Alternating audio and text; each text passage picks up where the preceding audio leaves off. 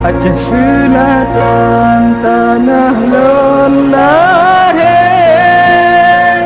di ujung pantai di Mingguana, nang rayang judah indah bukale, limpah seduhan karunya. Nanta patuan